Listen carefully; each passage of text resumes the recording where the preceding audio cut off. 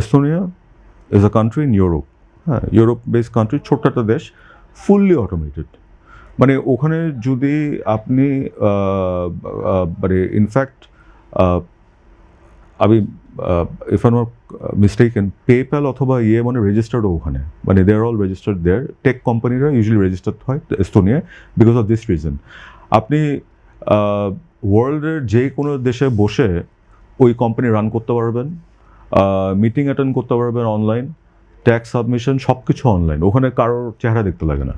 হ্যাঁ, ওটার কারণেই ওদের ইকোনমি কিন্তু গ্রো করেছে। আমাদেরও তো অটোমেশন হলে কারো চেহারা দেখতে হবে না, কিন্তু আপনি অভিযোগ করলেন একটু আগে যে কিন্তু আপনার একটা সমস্যা হলে বা কোনো ভুল ভ্রান্তি হলে সেই আপনার চেহারা দেখতে হবে। যেমন ফর এক্সাম্পল আমি আপনাকে বলি, অটোমেশন একটা মানে এটা যেমন আমি নিজে ভুক্তভোগী। সঠিক প্যাড আর সঠিক তথ্য দিয়ে কেশু সামলে নিব এক হয়ে। Monalisa sanitary napkin. For example আমার ফ্যাক্টরি ইপিজেডে এখন আমরা যখন এক্সপোর্ট করি, এই EPZ is a special area, একটা বন্ডেড এরিয়া। তো ওইখানে আমরা যখন এক্সপোর্ট করি অথবা ইম্পোর্ট করি, ওই ইনফরমেশনগুলো অনলাইন এনবিআর এর কাছে সাবমিশন করি, তখন আমরা মানে ইএক্সপি এগুলো পাই, হ্যাঁ, আইআরসি এগুলো পাই।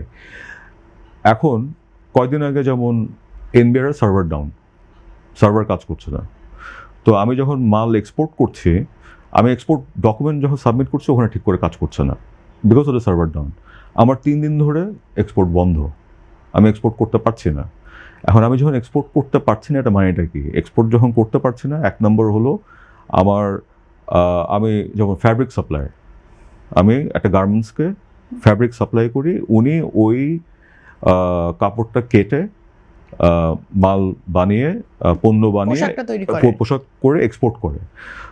তো আমার ডেলিভারি দেওয়ার কথা সাপোজ রবিবার, হ্যাঁ, বুধবার পর্যন্ত ডেলিভারি যাচ্ছে না। ওনারা আমার কাপড়ের জন্য ওনাদের পুরো একটা লাইন, যেখানে অথবা 3টা লাইন, যেখানে একটা লাইনে ধর 90 জন করে ওয়ার্কার থাকে, হ্যাঁ।